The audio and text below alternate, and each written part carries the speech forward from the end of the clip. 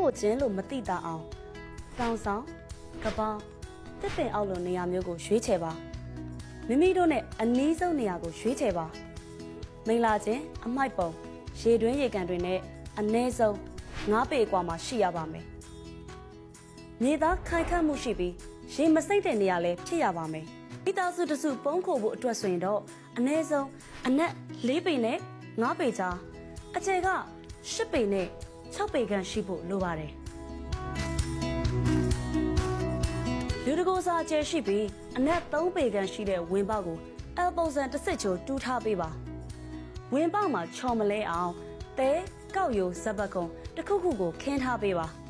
ပြီးတော့ရေမစိမ့်အောင်ကျင်းနံရံနဲ့ကျန်းပြင်တွေကိုပလတ်စတစ်စတွေကာခင်းပေးထားဖို့လိုပါတယ်မိုးကို6လက်မပတ်လဲတစ်လုံးတွေခက်စိတ်စိတ်အပြည့်စီပြီးမိုးရပါမယ်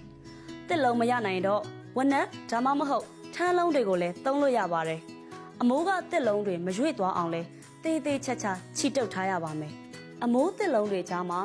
လေဝင်ပေါက်အတွက်4လက်မ PVC ပိုက်တစ်လုံးစာနဲ့အပေါင်း2ပေါက်ထွင်းဖို့လိုပါတယ်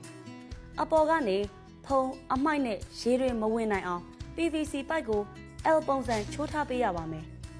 တစ်လုံးတွေပေါ်ကနေ plastic မိုးကာပြင်ပြားတံပြားအစင်ပြေတာတစ်ခုခုကိုခင်းပေးပါအဲ့ဒီအပေါ်ကနေမှသဲအိတ်ဒါမှမဟုတ်မြေအိတ်တွေကိုအလျားတစ်ထက်အနံတစ်ထက်ထပ်ခင်းပေးပါအပေါ်ဆုံးမှာတော့ဝက်ကတ်ကိုထပ်ခင်းဖို့လိုပါတယ်နောက်ဆုံးမှာမှဘုံခိုကျင်းမှမတိတာအောင်အပေါ်ကနေမြေသားနဲ့ဖုံးထားပေးရပါမယ်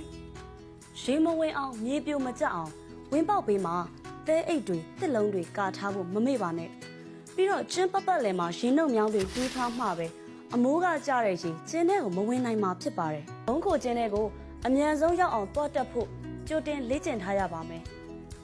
လေချောင်းနဲ့လက်နက်ကြီးအန်ဒီရဲ့သတင်းပေးပို့ချက်တွေကိုအမြဲစောင့်ကြည့်နားထောင်နေဖို့လိုပါတယ်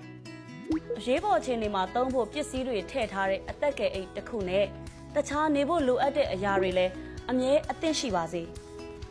လက်နက်ကြီးပစ်ခတ်တာလေချောင်းတိုက်ခိုက်တာတွေဖြစ်နေတဲ့အချိန်မှာဘုံခိုကျင်းတဲကနေအပြင်ထွက်ကြည့်တာမျိုးလုံးဝမလုပ်ရပါဘူးမိသားစုဝင်အချင်းချင်းအပြန်အလှန်စိတ်ခွန်အားပေးပါအားလုံးလုံးကြုံစိတ်ချရတဲ့အချိန်ရောက်မှပဲဘုံခိုကျင်းတဲကနေထွက်ရမယ်နော်